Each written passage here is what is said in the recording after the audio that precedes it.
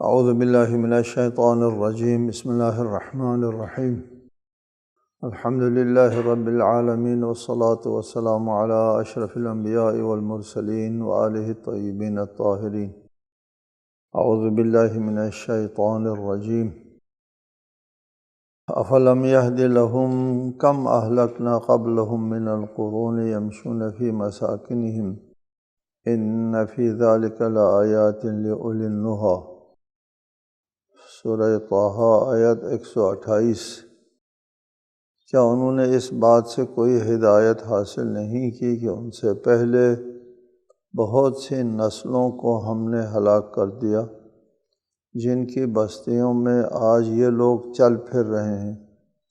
اور اس بات میں یقیناً ہوش مندوں کے لیے نشانیاں ہیں۔ افلم یہد لہم، یہ مخاطبین ہیں مشرکین، ان سے یہ خطاب ہے، یہ مخاطبین اولین ہے اور باقی سب سننے والوں کے لیے خطاب ہے جو اس قسم کے حالات سے دوچار ہیں، ہدایت نہیں لیتے، عبرت نہیں لیتے۔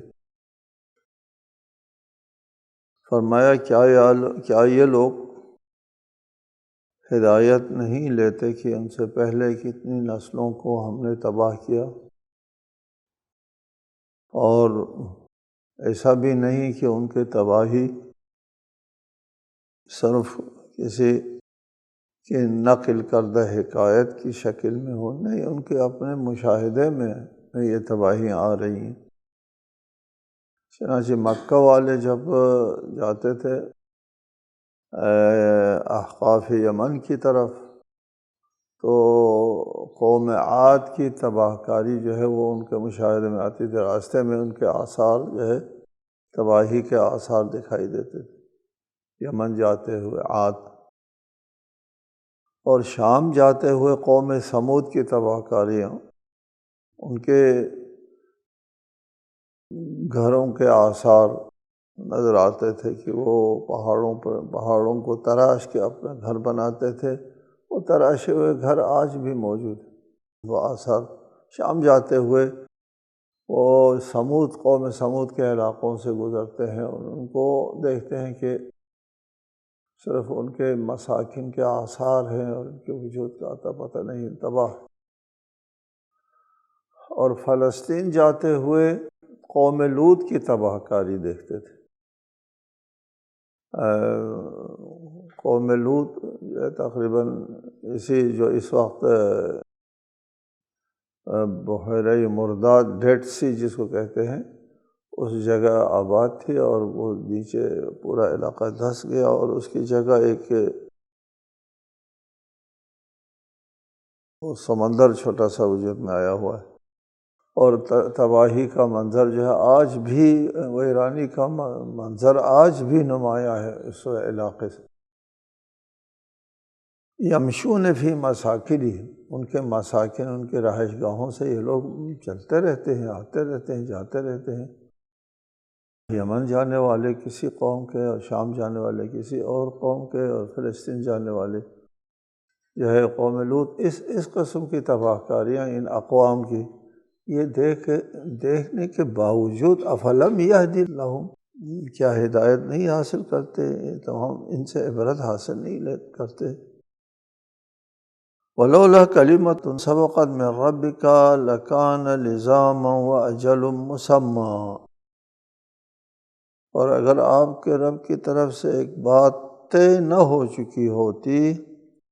اور ایک مدت کا تعین نہ ہو چکا ہوتا تو عذاب کا نزول لازمی تھا۔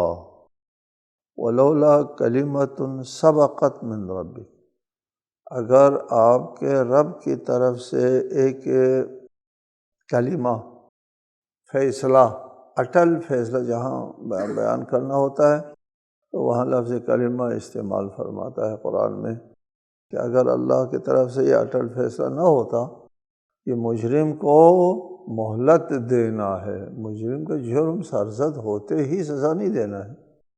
مہلت دینا جو ہے وہ اللہ تعالیٰ کی طرف سے ایک فیصلہ ہے۔ اس فیصلے کی وجہ سے اور مہلت دینے میں جو مصلحت ہے اس کی وجہ سے یہ فیصلہ ہوا ہے، اور فیصلہ بھی اٹل ہے، ناقابل تنسیخ فیصلہ ہے۔ اس وجہ سے یہ لوگ اپنے جرائم کو دوام دے رہے ہیں۔ اگر یہ بات لولا کلمۃ سبقت من ربک واجل مسمی، اور معین مدت کا تعین نہ ہو چکا ہوتا، مثلا فرعون کے لیے اتنی مہلت ملنا ہے، اور شداد کے لیے اتنی مہلت ملنا ہے، اور باقی جو ظالم اور سفاک لوگ ہیں ان کے لیے اتنی مہلت ملنا ہے، اجل مسمی، لکان لزاما، اگر یہ اجل مسمی نہ ہوتا اور کلمۃ سبقت فیصلہ اللہ تعالیٰ کی طرف سے صادر نہ ہوا ہوتا، لکان لزاما، جرم سرزد ہوتے ہی ان کے اوپر عذاب آ جاتا۔ لیکن ایسا نہیں ہوتا ہے کہ جرم سرزد ہوتے ہی ان کے اوپر عذاب آ جائے، جیسے جس نے جرم کیا اسی وقت فوراً تباہ ہو گیا، دھماکہ ہو گیا، ایسا نہیں ہوتا، اس کو مہلت دی جاتی ہے۔ یہی مہلت جو ہے وہ مومن کو بھی مہلت ملتی ہے اور مجرم کو بھی مہلت ملتی ہے۔ ایک مہلت ہے مجرم کے لیے سزا میں اضافے کا سبب بن جاتا ہے، اور مومن کے لیے اپنے ثواب میں اضافے کا سبب بنتا ہے مہلت ملنا۔ یہ مہلت جو ہے وہ ایک مہلت ہے، اور اس کے لیے مجرم کے لیے سزا ہے، مومن کے لیے ثواب ہے۔ فاصبر علی ما یقولون وسبح بحمد ربک قبل طلوع الشمس وقبل غروبها ومن آناء اللیل فسبح واطراف النہار لعلک ترضی۔ لہٰذا جو کچھ یہ لوگ کہتے ہیں اس پر صبر کریں، اور طلوع آفتاب سے پہلے اور غروب آفتاب سے پہلے اپنے پروردگار کی ثنا کی تسبیح کریں، اور کچھ اوقات شب میں اور دن کے اطراف میں بھی اس کی تسبیح کیا کریں، تاکہ آپ خوش رہیں، فاصبر علی ما یقولون، یہ آپ کے خلاف طرح طرح کے الزامات عائد کرتے ہیں۔ کبھی کہتے ہیں ساحر ہے، کبھی کہتے ہیں یہ مجنون ہے، اور کبھی کچھ کہتے ہیں، کبھی کچھ کہتے ہیں۔ ان باتوں کے اوپر آپ صبر کریں۔ ظاہر ہے کہ اس قسم کی باتوں سے اذیت ہوتی ہے، اذیت ہوتی ہے تو صبر کا حکم ہے، نہ ہوتی تو صبر کا حکم نہ آتا۔ ان باتوں میں صبر کریں، اور اس میں الجھنے کی جگہ کہ ان لوگوں نے مجھے ساحر کہا ہے، اس لوگوں نے مجھے دیوانہ کہا ہے، ان لوگوں نے مجھے شاعر کہا ہے وغیرہ، اس میں الجھنے کی جگہ ایک اور کام کریں۔ وسبح بحمد ربک، اللہ کے حمد کے ساتھ تسبیح کریں، قبل طلوع الشمس، طلوع شمس سے پہلے، آفتاب کے طلوع ہونے سے پہلے، وقبل غروبہا، آفتاب کے غروب سے پہلے، طلوع سے پہلے، غروب سے پہلے، ومن آناء اللیل، رات کے اطراف میں، واطراف النہار، اور دن کے اطراف میں، ان میں اللہ کی تسبیح کیا کریں، تو اللہ تعالیٰ کی تسبیح سے ترضیٰ، آپ خوش رہیں گے، آپ کو قلبی اذیت نہیں ہوگی۔ قلبی اذیت ہوگی تو اللہ کی طرف، اللہ کی بندگی میں آنے سے، اللہ کی طرح اللہ کے ساتھ راز و نیاز کرنے سے ایک پرکیف عالم میں آپ چلے جائیں گے۔ کیف کیجئے اللہ کی تسبیح کر کے، اللہ کی عبادت کر کے، اور وہ لوگ آپ کو اذیت دیتے ہیں، آپ کے خلاف جو ہے وہ چیمگیاں بہت کرتے ہیں، تو اس کا حل یہ ہے کہ اس میں اپنے آپ کو ہمارے آپ کے آج کے اصطلاح میں ٹینشن میں رکھنے کی جگہ ترضا، خوشی اور خوشحالی اور سکون کے حالت میں آئیے۔ اور اس کا کیا حل ہے؟ اس کا یہ ہے کہ تسبیح کرے ایسے ایسے اوقات میں۔ بعض لوگ فرماتے ہیں کہ یہاں اوقات نماز کے بارے میں ہے، قبل طلوع الشمس صبح کی نماز ہے، قبل غروبها عصر کی نماز ہے، آناء اللیل رات کے اطراف میں مطلب جو ہے وہ عشاء اور مغرب اور عشاء کی نماز ہے۔ ظہر کا کوئی ذکر نہیں، یعنی قبل طلوع الشمس ہے، قبل غروب الشمس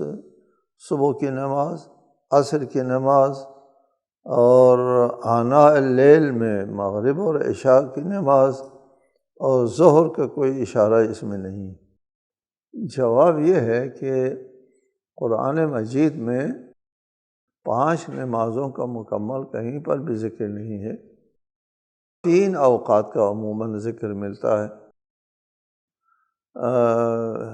5 نمازیں ہیں، 5 اوقات ہیں، ہم غلط فہمی نہ ہو، 5 اوقات ہیں، 5 نمازیں ہیں، لیکن اس سے 5 اوقات اور 5 نمازوں کا اندیہ نہیں ملتا۔ اولاً تو اس میں آپ کو ظہر کا وقت نہیں ملتا، نہ اس کی طرف اشارہ ملتا ہے۔ ثانیاً یہ ہے کہ یہ سورہ مکی ہے، اور مکے میں 5 نمازیں جو ہے وہ معراج سے پہلے فرض نہیں ہوئی تھی، لہٰذا یہاں پر 5 نمازوں کا وقت تلاش کرنا جو ہے وہ درست نہیں ہے۔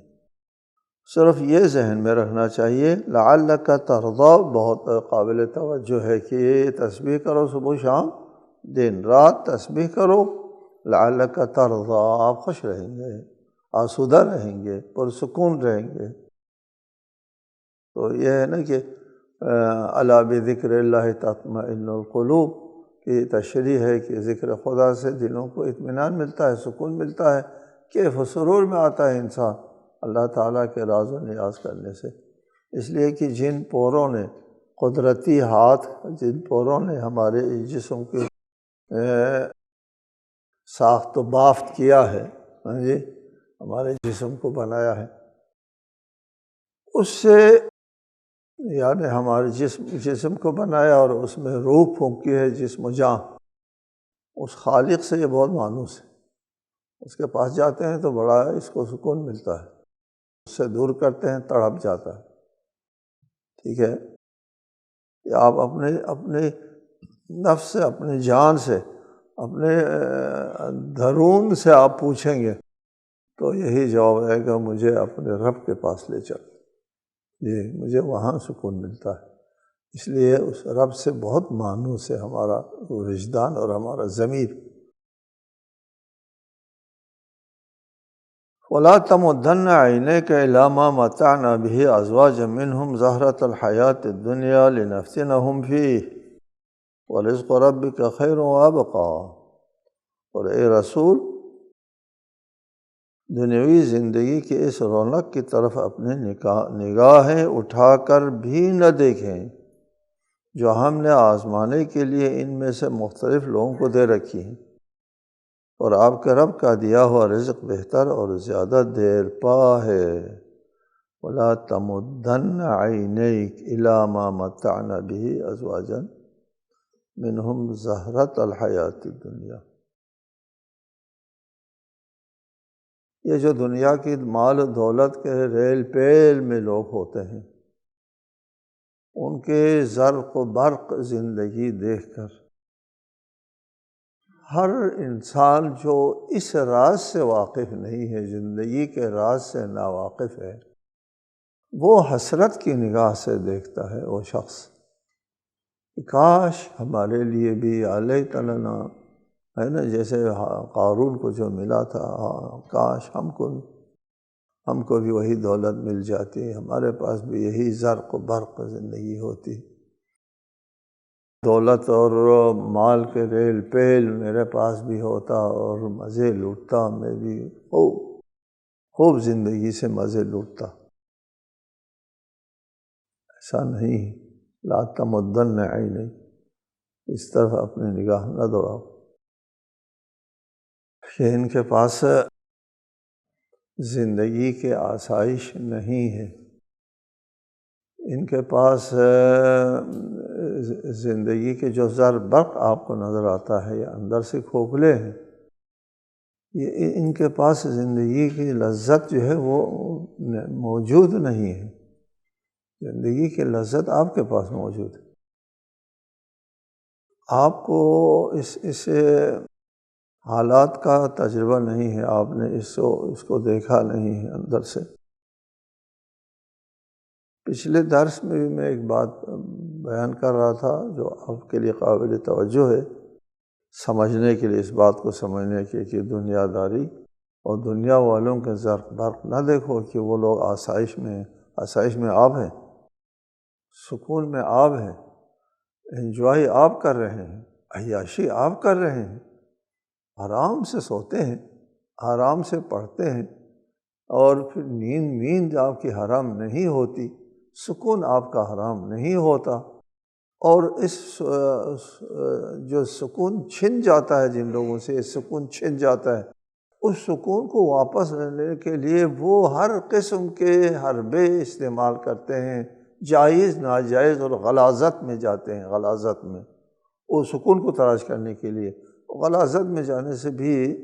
2 منٹ کے لیے جب کھیل ہو رہا ہے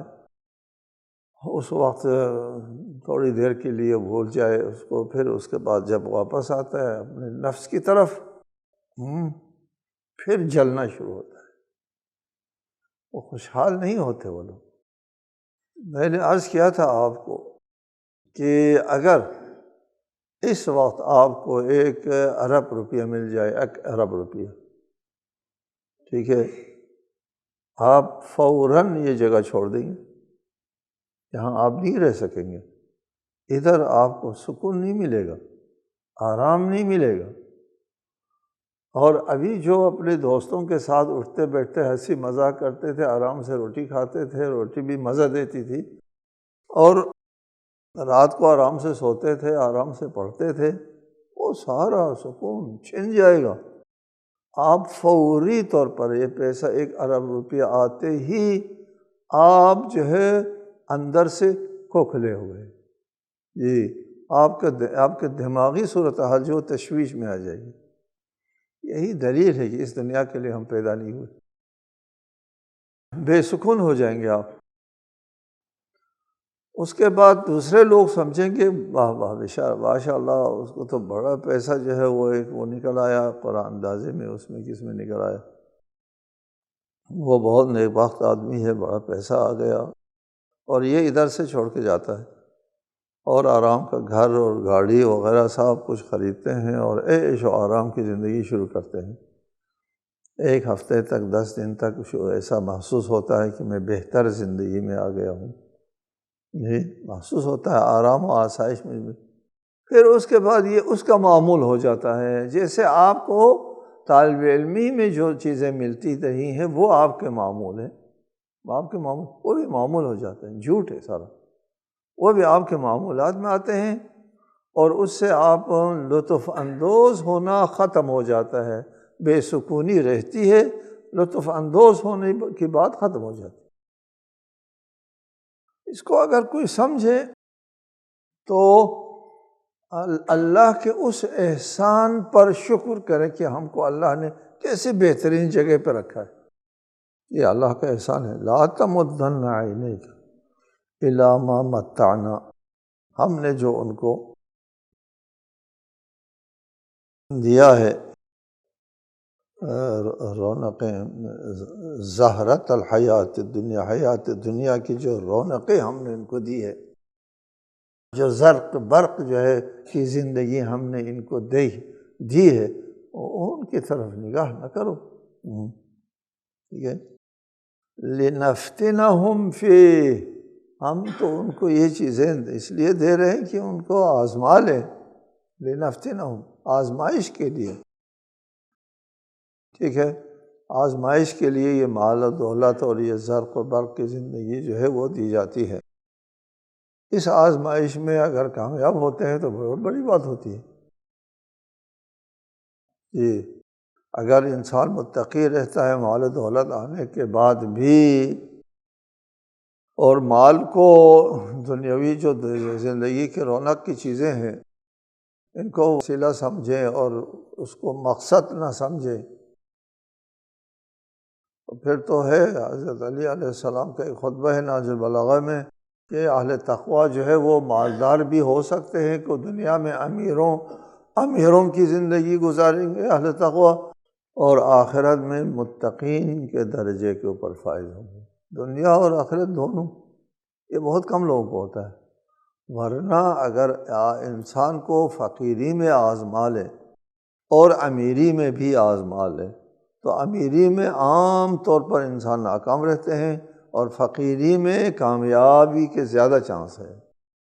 فقیری میں وہ صبر کر کے آزمائش سے بہتر سرو ہو کر کے نکل سکتے ہیں، لیکن امیری میں نہیں نکل سکتے، بہت مشکل ہے، بہت کم لوگ۔ اسی طرح جس کو حکومت اور اقتدار اور سلطنت مل جائے تو پھر اس کے پیمانے بدل جاتے ہیں۔ آپ کے پاس دولت آ جائے تو اس وقت کا جو پیمانہ ہے آپ کے وہ بدل جائے گا۔ اگر آپ اقتدار اور حکومت میں آ جائیں، کرسی کے اوپر آ جائیں تو آپ کے پیمانے بدل جائیں گے جی۔ پھر سوچ اور آپ کی فکر اور آپ کے پیمانے اور خیر و شر و حسن و قبح کے پیمانے بدل جاتے ہیں، ٹھیک ہے۔ اس سلسلے میں احادیث بھی ہیں کافی زیادہ کہ چند ایک چیزوں کے نشے سے بچو، ہاں جی، اس میں سے ایک کرسی اور اقتدار کے نشے سے بچو، جوانی کے نشے سے بچو، دولت و مال کے نشے سے بچو، اور ایک بات یہ بھی ہے تعریف کے نشے سے بچو۔ لوگ تعریف کرتے ہیں تو آپ سے باہر ہو جاتے ہیں، میں بہت بڑی چیز بن گیا ہوں۔ وہ آپ کے ستائی کرتے، منہ پہ تعریف کرتے ہیں کسی مقصد سے، وہ آپ کو نہیں مانتے، کسی مقصد سے آپ کی بڑی تعریف کرتے ہیں اور آپ ادھر سے پھولنا شروع کر دیتے ہیں، ٹھیک ہے۔ تعریف کے نشے سے بچو۔ حدیث میں من مدحک قد ذبحک، جس نے آپ کی مدح کی اس نے آپ کو ذبح کیا۔ کم من مفتون بالثناء علیہ، بہت سے لوگ جو ہے وہ فتنہ زدہ ہو گئے اس کی تعریفیں سن کر کے کچھ اور ہو گئے۔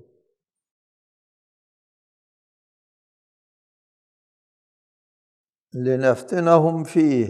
ورزق ربک خیر وابقی، آپ کے رب کی طرف سے جو آپ کو رزق و روزی ملتی ہے وہ بہتر ہے، اس کی نوعیت بھی بہتر ہے، اس کی خاصیت بھی بہتر ہے، اس کے آپ کی زندگی پر جو اثرات پڑتے ہیں وہ بھی بہتر ہے۔ مثلا علم جو آپ کو مل رہا ہے، یہ مطالعہ کر کے آپ جب مشکل مسائل حل کر لیتے ہیں مزہ آتا ہے، یہ زیادہ مزہ دار ہے، اس میں زیادہ لطف آتا ہے بنسبت اس کے، چونکہ وہ دنیا آپ نے دیکھی نہیں ہے، ہو سکتا ہے کہ مکمل طور پر ان باتوں کی طرف آپ متوجہ نہ ہوں۔ وہ لوگ جانتے ہیں جو اس دنیا میں مبتلا ہے۔ وَرِزْقُ رَبِّكَ خَيْرٌ، خیر بھی ہے، وَأَبْقَى، اور ہمیشہ رہنے والا رزق ہے اللہ تعالیٰ کی طرف سے، وہ ابقا ثواب ہے۔ اور دنیا میں جو کچھ آپ کے لیے علم ہے، عزت ہے اور اللہ کی بندگی ہے، یہ جو ہے وہ خیر بھی ہے، اللہ کی بندگی بہترین رزق ہے آپ کے لیے، علم بہترین رزق ہے آپ کے لیے۔ آگے فرمائے وَأْمُرْ أَهْلَكَ بِالصَّلَاةِ وَاصْطَبِرْ عَلَيْهَا لَا نَسْأَلُكَ رِزْقًا نَحْنُ نَرْزُقُكَ وَالْعَاقِبَةُ لِلتَّقْوَىٰ، فرمایا اپنے گھر والوں کو نماز کا حکم دے اور خود بھی اس پر ثابت قدم رہیں۔ ہم آپ سے کوئی رزق نہیں مانگتے بلکہ ہم آپ کو رزق دیتے ہیں، اور انجام اہل تقویٰ ہی کے لیے ہے۔ وَأْمُرْ أَهْلَكَ بِالصَّلَاةِ، اپنے گھر والوں کو نماز کا حکم دیں۔ یہ کافی نہیں ہے کہ آپ خود نمازی ہیں، عبادت کرتے ہیں، مسجد جاتے ہیں، آپ کا صاحبزادہ جو ہے وہ ہے آوارہ گردی میں مبتلا ہے، نماز نہیں ہے، کچھ نہیں ہے، تو آپ یہ خیال کریں کہ ٹھیک ہے میں اپنی قبر کو بچاتا ہوں، اس بیٹے نے اپنے قبر میں جانا ہے، نہیں، یہ بھی آپ کی قبر سے مربوط ہے۔ آپ کو اپنے اہل و عیال کا بھی بہت ذمہ دار ٹھہرایا گیا ہے، ان کے دین کی طرف لے آنا، ان کو انحراف سے بچانا، اور آپ کی ذمہ داری ہے۔ دیگر آیت میں بھی موجود ہے حضرت اسماعیل کے بارے میں، وَكَانَ يَأْمُرُ أَهْلَهُ بِالصَّلَاةِ وَالزَّكَاةِ، کہ حضرت اسماعیل کے فضائل میں سے یہ ہے کہ اپنے گھر والوں کو نماز و زکوٰۃ کے بارے میں ان کو حکم دیا، پابند رکھتے تھے۔ دیگر آیت میں ہے قُوا أَنفُسَكُمْ وَأَهْلِيكُمْ نَارًا، اپنے آپ کو، اپنے اہل خانہ کو جہنم کی آگ سے بچاؤ۔ قُوا أَنفُسَكُمْ وَأَهْلِيكُمْ نَارًا، اپنے آپ کو بھی بچاؤ اور اہل خانہ کو بھی بچاؤ جہنم سے۔ ٹھیک ہے، یہ آیت کہ اپنے اہل خانہ کو بھی جہنم سے بچانا آپ کی ذمہ داری ہے۔ اگر آپ کے اولاد اور آپ کے تابعین، آپ کے گھر والے وغیرہ جو ہے وہ نافرمان ہے، دیانتدار نہیں ہے، تو اس کے آپ بھی ذمہ دار ہوتے ہیں۔ اور قیامت کے دن آپ سے پوچھا جائے گا۔ یہاں یہ آیت جو ہے ایک لمحہ فکریہ ہے ان لوگوں کے لیے جو اپنے اولاد کو یورپ، امریکہ، مغربی دنیا کی طرف لے جاتے ہیں، وہاں جانے کے بعد اولاد نہیں رہتی، اور یہ بہت مشکل کام ہے جو ہمارے لوگ جو ہے ادھر سے دھڑا دھڑ جا رہے ہیں اس طرف۔ اپنے خود تو ٹھیک ہے ان کی تربیت یہاں ہوئی ہوتی ہے، وہ نمازی بھی رہتے ہیں، مومن رہتے ہیں، منکر نہیں ہوتے، وہاں کے گن ون میں مبتلا نہیں ہوتے، لیکن جو بچے وہاں پلتے ہیں، وہاں بڑھتے ہیں، ان کے اس فضا میں پلتے بڑھتے ہیں، وہ اس فضا کے ہو کے رہ جاتے ہیں۔ وَأْمُرْ أَهْلَكَ بِالصَّلَاةِ وَاصْطَبِرْ عَلَيْهَا لَا نَسْأَلُكَ رِزْقًا، ہم آپ سے رزق تو نہیں مانگتے بلکہ ہم آپ کو رزق دیتے ہیں، اور انجام کار جو ہے وہ اہل تقویٰ کے لیے ہے، لہٰذا رزق کا مسئلہ جو ہے وہ آپ کے لیے درپیش نہیں آنا چاہیے کہ اپنے اہل و عیال کو مثلا فرض کر لیتے ہیں بیٹے کو بہترین نوکری مل رہی ہے لیکن کاروبار حرام کا کاروبار ہے، سودی کاروبار ہے، یا مغرب سرزمین میں جاتے ہیں تو کسی ہوٹل میں اچھی نوکری ملتی ہے، وہاں پر حرام چیزیں جو ہے وہ کھلانا پڑتا ہے۔ ٹھیک ہے، تو آپ کہیں کہ یہ آپ نے جو کہا قُوا أَنفُسَكُمْ وَأَهْلِيكُمْ نَارًا، یا ادھر کہا وَأْمُرْ أَهْلَكَ بِالصَّلَاةِ وَاصْطَبِرْ عَلَيْهَا، خود بھی پابند رہو اس کے اوپر۔ یہ آپ فرماتے ہیں میری تو روزی جو ہے وہ ادھر مربوط ہے بیٹے کی نوکری کے ساتھ، میں کہاں سے کھاؤں گا؟ اللہ فرماتا ہے میں نے تم سے روزی تو نہیں مانگی کہ اپنے بیٹے کو حرام کمائی پہ لگاؤ تاکہ میری روزی دے دے، میں تم سے روزی نہیں مانگ رہا، میں تم کو روزی دے رہا ہوں۔ بات کرتے ہو اس طرح جیسا کہ تم مجھے روزی دے رہا ہے اور بیٹے کو جو ہے وہ نوکری پر، حرام نوکری پہ لگا کر کمائی کرتا ہے۔ یہ اس شخص کی بات ہے جو اگر وہ ہم کو ٹیکس ادا کرتا ہے، ہم کو مال دیتا ہے، ہم کو روزی دیتا ہے تو ٹھیک ہے یہ عذر چلتا ہے، نہیں یہ عذر نہیں چلتا، ہم تم کو روزی دیتے ہیں۔ السلام علیکم ورحمۃ اللہ وبرکاتہ۔